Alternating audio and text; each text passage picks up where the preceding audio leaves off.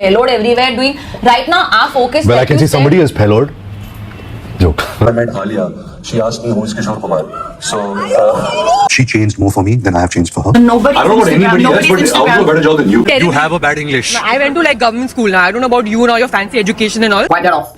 Wipe that off because he loves the natural color of my lips. My husband does not like it when my voice goes above this decibel. तो बॉलीवुड में आजकल movies कम और moment ज्यादा viral हो जाते हैं, जैसे कि कोई 15-20 सेकंड का पैप वीडियो होगा जो इतना वायरल हो जाएगा कि उससे काफी स्ट्रॉन्ग रिएक्शंस तो आएंगे ही, लेकिन साथ साथ कैसे एक नरेटिव भी बिल्ड हो जाता है। और ऐसा ही होता है जब रिसेंटली रणबीर कपूर और आलिया भट्ट का ये क्लिप वायरल होता है, जो था तो एक छोटा सा अराइवल क्लिप, लेकिन कैसे ये बन जाता है उनकी रिलेशनशिप को, उनकी मैरिज को टॉक्सिक बोलने की वजह। तो क्वेश्चन काफी सिंपल है कि क्या सिर्फ एक वायरल वीडियो को देखकर ये जज किया जा सकता है कि मैरिज या रिलेशनशिप काफी weird, PR curated, fake and toxic है, या फिर इस कपल की पास्ट हिस्ट्री एंड पैटर्न ही ऐसा रहा है कि लोग अभी काफी ऑब्वियस टैग्स इन्हें दे ही देते हैं। और इसके साथ साथ क्यों आलिया भट्ट के सब्जेक्टिव एक्नॉलेजमेंट को भी काफी ज्यादा पॉइंट आउट किया जा रहा है, हाईलाइटिंग कि कैसे जिन बर्ड्स, जिन एनिमल्स की मकर संक्रांति पर उन्हें इतनी चिंता हो रही है, उनका ख्याल उन्हें तब क्यों नहीं आता जब वो ऐसे सर्टेन ब्रांड्स के बैग्स या फिर क्लोथ्स को पहनती हैं जहां उन एनिमल्स का बिल्कुल भी ध्यान नहीं रखा जाता। तो इस सब के बारे में बात करेंगे, उससे पहले आप चैनल को सब्सक्राइब जरूर से कर लेना। तो रिसेंटली क्या होता है कि रणबीर कपूर और आलिया भट्ट अपने क्लोज फ्रेंड के फंक्शन पर स्पॉट हुए थे, that is same camera, same venue, same destination. और फिर एक वायरल वीडियो आता है जो स्टार्ट होता है कि कार से कैसे रणबीर पहले स्टेप आउट करते हैं और वहाँ पर काफी सारे पैप्स ऑलरेडी प्रेजेंट थे, और कैसे वो सीधा वेन्यू में चले जाते हैं एंड साइमल्टेनियसली कैसे डोर क्लोज होने वाला होता है एंड देन आलिया भट्ट भी स्टेप आउट करती हैं। अब क्लिप तो बस यही एंड हो गया, लेकिन इंटरनेट के रिएक्शंस तो अभी स्टार्ट ही हुए थे। जैसे लोगों का कहना था that why didn't he wait for her, doesn't he even care about her, and even ये चीज इतनी ज्यादा बढ़ जाती है कि लोग सीधा कंपेयर कर देते हैं जस्टिन बीबर और हेली के काफी वायरल मोमेंट्स के साथ, जहाँ पर भी एक सिमिलर क्लिप ने पूरी दुनिया को ये कन्विंस कर दिया था कि रिलेशनशिप में कुछ प्रॉब्लम तो जरूर है, बट इसके बाद आलिया भट्ट और रणबीर कपूर के इवेंट से कुछ और भी वीडियो सामने आते हैं जहाँ पर रणबीर आलिया को प्रोटेक्ट करते हुए दिखेंगे, इवन क्राउड में वो एक दूसरे को गाइड कर रहे हैं, दोनों का डांस करते हुए भी ये वीडियो वायरल हुआ। जिसके बाद एक सेक्शन ने तो ये हाईलाइट किया कि शायद रणबीर कार से स्टेप आउट करते टाइम भूल ही गया था कि कैमरा भी वहाँ पर प्रेजेंट हो सकते हैं, और वहीं दूसरे सेक्शन का ये मानना है कि क्योंकि दोनों के रिलेशनशिप के अराउंड पास्ट में इतनी नेगेटिविटी हो चुकी है इन मीडिया एंड समटाइम्स तो इन दोनों के एक दूसरे को लेकर स्टेटमेंट्स ही उसकी वजह बन चुके हैं कि अभी कोई छोटा सा क्लिप भी होता है ना जिसको इतना इंटरप्रेट और हाईलाइट करने की जरूरत नहीं होती, फिर भी की ही जाती है। अब हालांकि इसके अलावा रणबीर और आलिया के फैंस का तो ये कहना है कि कैसे इस कपल की इमेज को टार्निश करने के लिए दोनों के अगेंस्ट हमेशा नेगेटिव पीआर करवाया जाता है, ऐसे मोमेंट्स को फाइंड किया जाता है जिससे इनकी मैरिज को टॉक्सिक प्रेजेंट किया जा सके ना। देखो, अगर आप रणबीर कपूर के बारे में स्पेसिफिकली बात करोगे ना तो उनका पास्ट कोई ब्लैंक स्लेट तो नहीं है जिसे जज ना किया जा सके। I mean from Deepika Padukone to Sonam Kapoor to Katrina Kaif, उनके काफी सारे रिलेशनशिप्स काफी ज्यादा पब्लिक आई में रहे हैं एंड उनकी एंडिंग कितनी टॉक्सिक और मेसी हो गई थी